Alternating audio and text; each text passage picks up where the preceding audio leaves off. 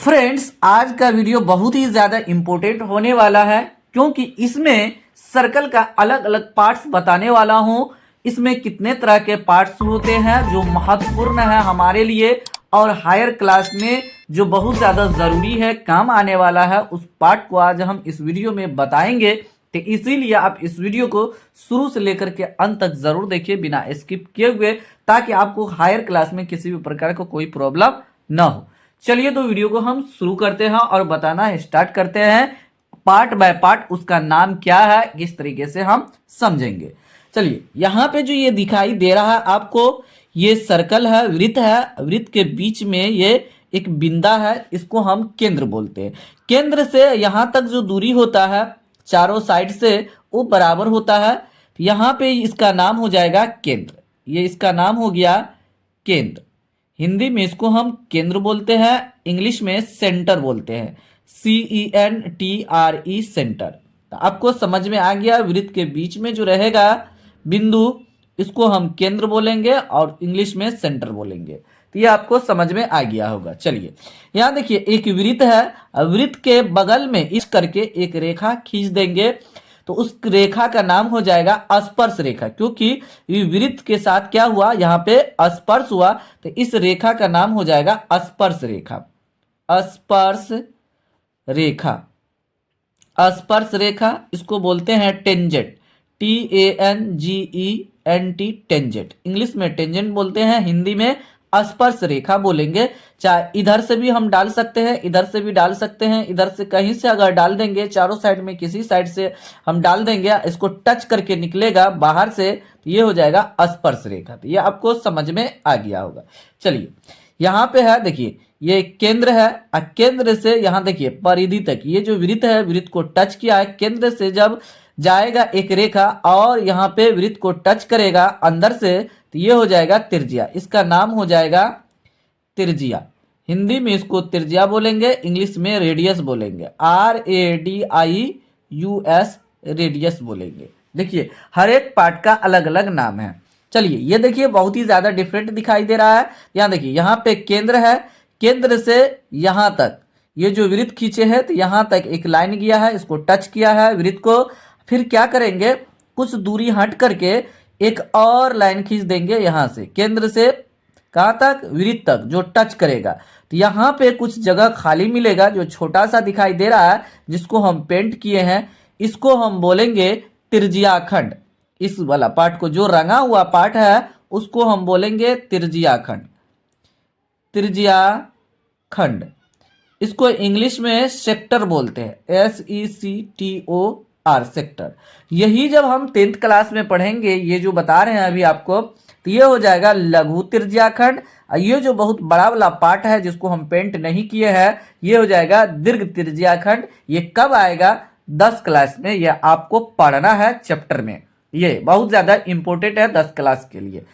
देखिए यहाँ पे देखिए, ये केंद्र है, केंद्र से इधर गया है लाइन और केंद्र से इधर, दोनों तरफ आमने सामने गया है, एकदम सीधा लाइन गया है। तो यहाँ केंद्र से होकर के इधर वृत्त को जब छुए और केंद्र से होकर के इधर वृत्त को छुए, दोनों ओर छुएगा, सीधा सीधा लाइन जाएगा, दोनों ओर छुएगा, तो उसका नाम हो जाएगा व्यास।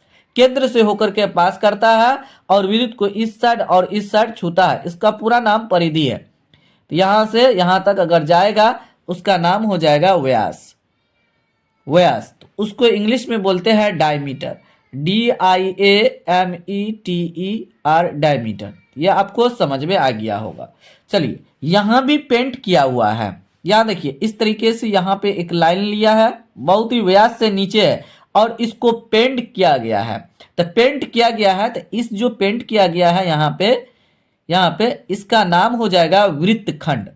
वृत्त को कुछ भाग काट दिया गया है, छोटा से भाग को, इसीलिए इसका नाम हो गया वृत्तखंड। इसको इंग्लिश में सेगमेंट बोलते हैं, SEGMENT,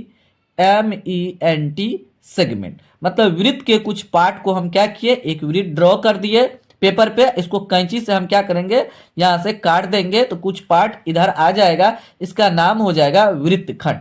तो इसमें भी लघु वृत्तखंड और दीर्घ वृत्तखंड होगा। ये जो छोटा सा पार्ट है जिसको हम पेंट किए हुए हैं, इसका नाम हो जाएगा लघु वृत्तखंड, और जिसको हम पेंट नहीं किए हैं इसका नाम हो जाएगा दीर्घ वृत्तखंड। तो ये सब 10वां में आपको आएगा। तो ये आपको समझ में आ गया होगा कि वृत्तखंड हम किसको बोलते हैं।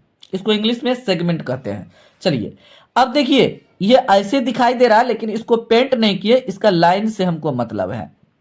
दिखाई दे रहा है केंद्र यहाँ है, केंद्र से बहुत नीचे है और दोनों ओर क्या कर रहा है, ये वृत्त को टच कर रहा है और केंद्र से बहुत नीचे है। तो इसका नाम हो जाएगा जीवा।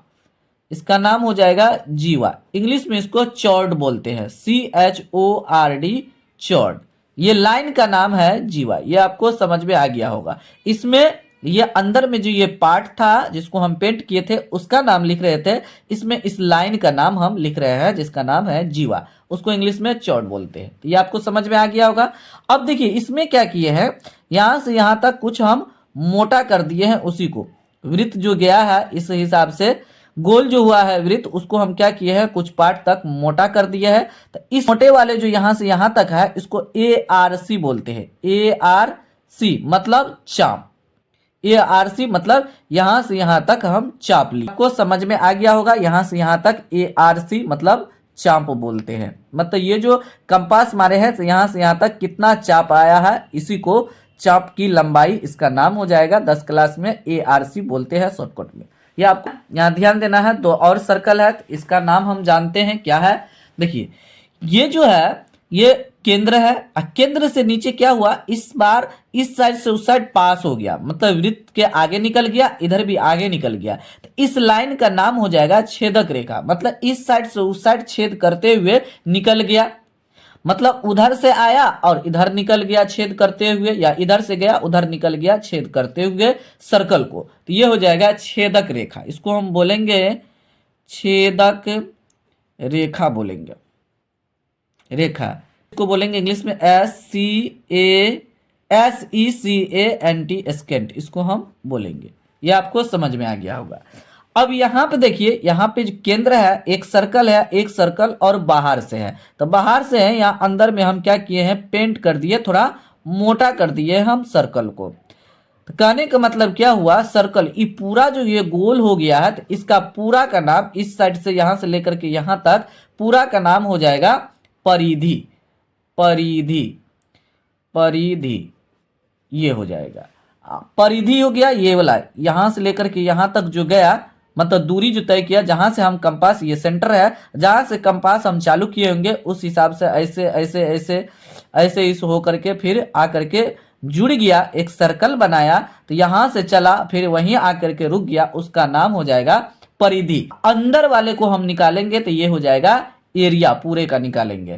ये आगे पढ़ना है, 7th क्लास में भी पढ़ना है आपको, 8th में पढ़ना है, 9th 10th सब में पढ़ना है। तो जितना पॉइंट आज हम बताए हैं ये बहुत ही ज्यादा इंपॉर्टेंट है, चाहे आप लोअर क्लास में पढ़ रहे हैं या आप हायर क्लास में पढ़ेंगे उसके लिए भी बहुत ज्यादा ये इंपॉर्टेंट है। आज का वीडियो बहुत ही ज्यादा महत्वपूर्ण था, तो इसीलिए आप इसको शुरू से लेकर के अंत तक जरूर देखिए। अगर आप चैनल पे नए हैं, पहली बार आए हैं, तो चैनल को अवश्य सब्सक्राइब कर लीजिए ताकि आपको लेटेस्ट वीडियो का अपडेट समय समय पर मिलते रहे, कभी मिस ना हो। उम्मीद करते हैं कि ये आपको जो बताए हैं आज 100% समझ में आ गया होगा। फिर भी आपको किसी प्रकार का कोई प्रॉब्लम है तो जरूर कमेंट बॉक्स में कमेंट कीजिए, और किस टॉपिक पर आपको वीडियो चाहिए आप जरूर कमेंट बॉक्स में कमेंट कीजिए। फिलहाल वीडियो को यहीं समाप्त करते हैं, मिलते हैं अगले वीडियो में कुछ नया टॉपिक लेकर के, नया कंसेप्ट के साथ मिलेंगे। तब तक आप लोग इस चैनल के सभी वीडियो को देखते रहिए, एंजॉय लीजिए, प्लेलिस्ट में जाकर के जरूर देखिए सभी वीडियो को। जो भी आपको टॉपिक में प्रॉब्लम है, बहुत सारा टॉपिक का वीडियो इस चैनल पे दिया गया है, आप जरूर वहां देख करके अपना बेसिक मैथमेटिक्स स्ट्रॉन्ग कीजिए। Thanks for watching this video.